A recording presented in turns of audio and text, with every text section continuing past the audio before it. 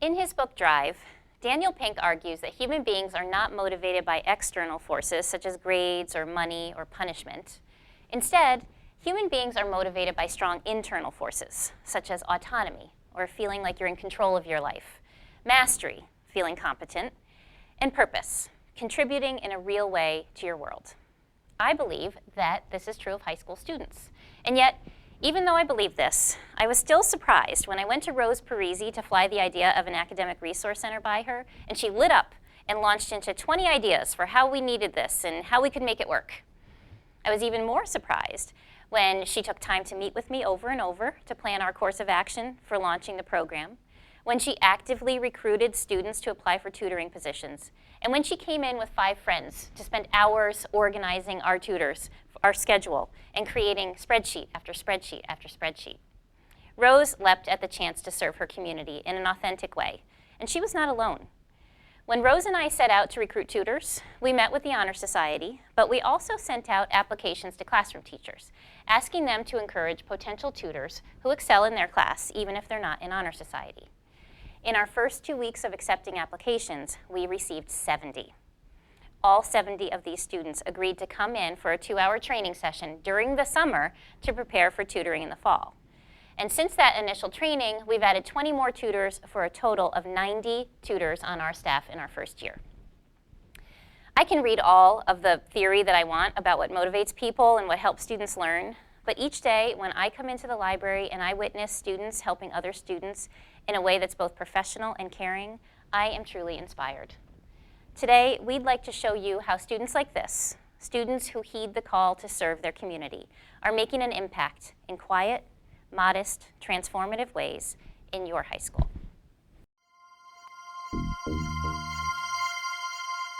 Sophomore year, I tutored one of the high school exchange students who was struggling with English word choice, language, and grammar. As we discussed ways to improve the ideas she wished to convey, she began to understand her own thoughts in a more sophisticated way. Having supportive company and another mind helping her through potential ideas made her feel better about herself and her work. This peer tutoring was a mutually beneficial experience, through which we both felt accomplished and productive. I wanted to create a club that provided a space for other students to have a similar experience. This feeling is why I have ambitiously promoted tutoring in our high school through the club I founded, SCOPE, Student Collaboration of Purposeful Enrichment.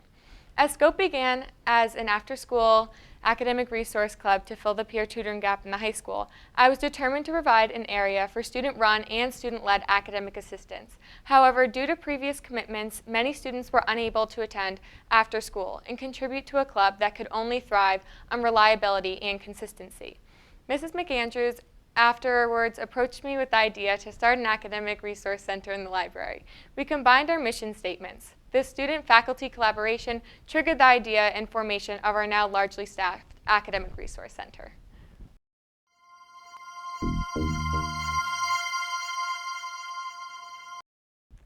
The ARC was first founded with the intent to bring the peer tutoring systems present in many colleges into the high school environment.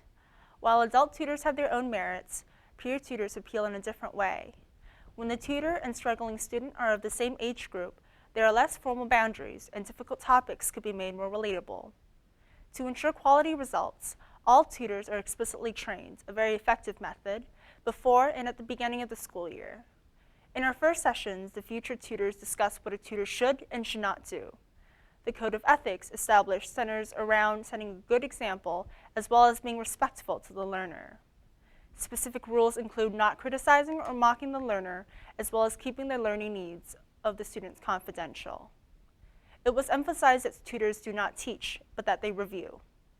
To get a better idea of the tutor and the learner dynamic, we watched tutoring session videos. These demonstrated traits that we should adopt and those that do not benefit the learner. Lastly, tutors practiced with each other, where one was assigned the role of the learner and the other was assigned the role of the tutor, and they worked through provided problems. After switching roles, students were able to reflect on the challenges that they faced when working together and understand which methods worked the best. Subsequent training sessions covered responding to online writing submissions. Instead of doing the work for the learner, tutors were advised to provide peer constructive comments and let the writer fix the mistakes themselves. If necessary, the tutor and the learner should meet up together and face issues face to face. I, as well as many other tutors, became a lot more informed and understood our purpose in the advancement of the peer tutoring circles in Niskayuna High School. In return, those who we tutor will be more confident, outgoing, and enthusiastic in their academic endeavors. It did help me. I got a lot of my homework done, and I struggled doing homework on my own at school. At home, and it helped a lot. The first time I was visited by someone wishing to be tutored, I didn't know what to expect. Here was a middle schooler at the high school, before school, wishing to be tutored in math. Of course, I tried my hardest to help him, but I had no idea what he did and did not know. When the bell rang and I had to leave, I just hoped I hadn't confused him. Little did I know that he would soon become the person that I tutor most regularly. These past few months, I've walked into the library every Monday, Wednesday, and Friday morning, knowing almost for certain that he will be there. As a result, I've grown used to his learning style. I've learned that the majority of the time, he has trouble interpreting the problem, and I can quickly locate what he doesn't understand and help him with it. This way, I believe I have become a more effective tutor for him. This is very different from when people drop in just once. When that happens, it is much more difficult to help them, and I find that it takes much longer to convey the same amount of information. In the upcoming years, I believe that the library will become a more constant resource.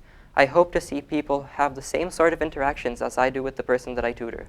Developing connections like this will greatly improve productivity in the library, as well as making students feel more certain that the ARC tutors will be able to help them individually. In this way, the library will continue to grow as a work environment that students are comfortable learning and working in. Well, my grades went because of it, so I would definitely recommend it for that particular reason. Yeah. My understanding is a lot better than it was. Throughout the first semester of this year, I spent 40 minutes every other day in a resource room working on homework with 3 kids for the last mod of the day. When I first began coming to this resource room, the 3 students were wary of speaking with me and asking for help, and would really only talk with me when their teacher asked them to. I often felt useless when I would go there, as I was never able to contribute much, and it didn't seem like I was helping anybody. However, the longer I was there, I could see all of them become more and more comfortable with me. Out of the 3 of them, one was especially reluctant to ask for help, even from her teacher, let alone from me, and so I made it my personal mission to get her to come to me voluntarily by the end of the year. I observed her carefully until I understood the kinds of things she struggled with and how to recognize when she needed help. Soon, having learned the best way to explain things to her, I was able to develop a relationship with her to the point where she would come to me before her teacher for certain subjects.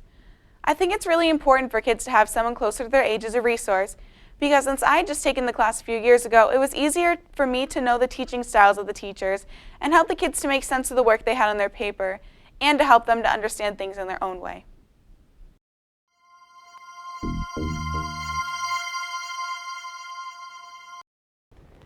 I tutor both one-on-one with the same person and also drop-in tutor in the ARC. Both of these are very different, so I approach them differently. With tutoring the person consistently, I make sure not only to help, but to be a friend. Well, with drop-in tutoring, I have to make sure that the student feels comfortable with their material in a limited amount of time. Offering all of the possibilities of tutoring via the ARC opens up many possibilities to the student body as a whole.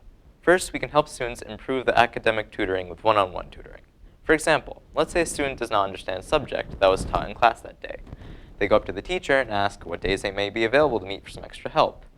Unfortunately, we all know that teachers have very busy schedules and may not always be able to offer the support that this student may need. This is where the ARC comes in. There are tutors available throughout the whole day covering every subject, so it can help students receive help, making teachers' lives easier. Some students may benefit from one-on-one tutoring as well, as they can openly ask questions about the material in a comfortable environment, which benefits many kids, from those who are quieter to those who may just have a simple question. Students can also form study groups, which allows students to study with an ARC tutor in groups, creating an environment which is both fun and engaging. This also creates a bond between the student and the tutor, helping make the community more positive. Overall, the ARC provides a very useful service, which can greatly benefit the student body in a multitude of ways, from answering questions to reviewing challenging material. As a tutor, I appreciate all the different people I can help, while at the same time watching the student I always tutor grow academically.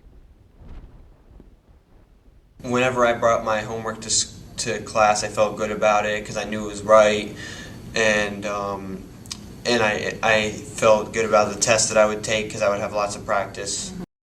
The library is a popular choice for students to visit during their free time. Often this free time is used for last-minute cramming for exams and quizzes. I personally participated in this ritual of trying to make sure I had gone over absolutely everything before a test, and was often accompanied by my fellow classmates. This involved pushing tables together and spreading our notes and textbooks out while attempting to create a somewhat organized study session. However, with everyone trying to decide what the most important thing to study was, and piles of material to dig through, ultimately more organization was needed.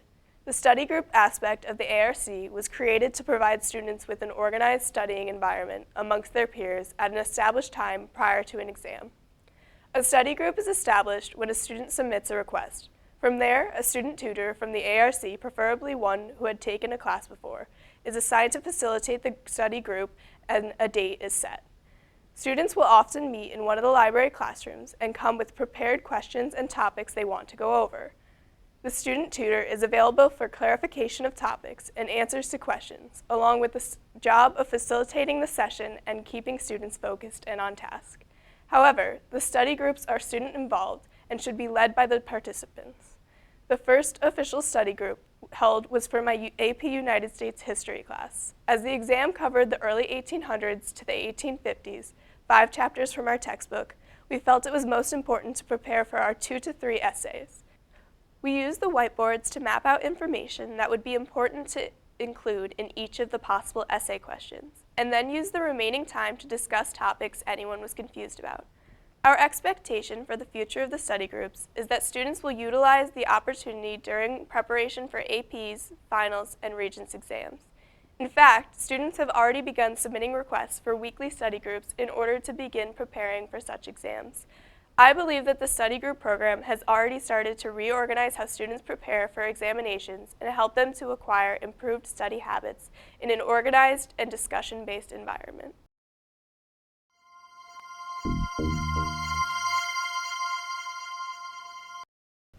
This has been my first year tutoring, and it has been a blast. I spent most of my time in one of the resource rooms in our school.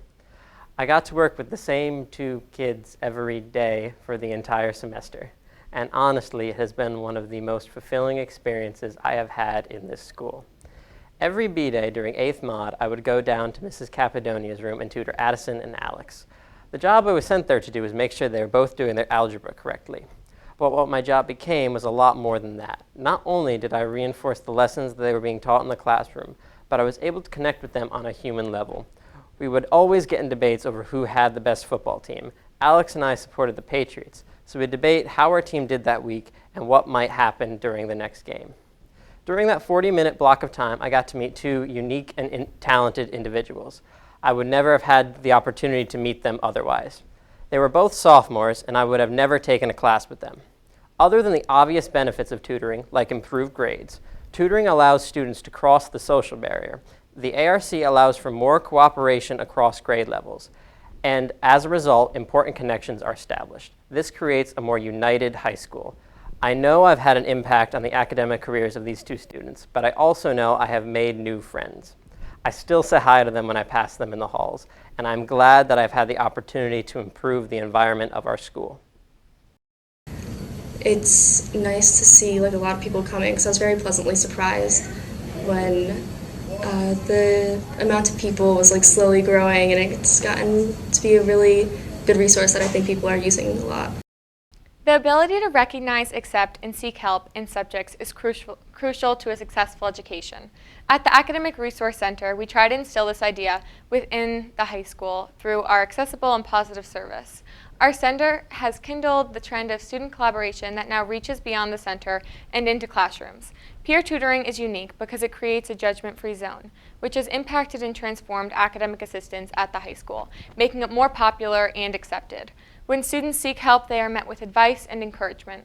As we continue to develop the Academic Resource Center, we are hopeful to work with other clubs and all students to continue to improve our service.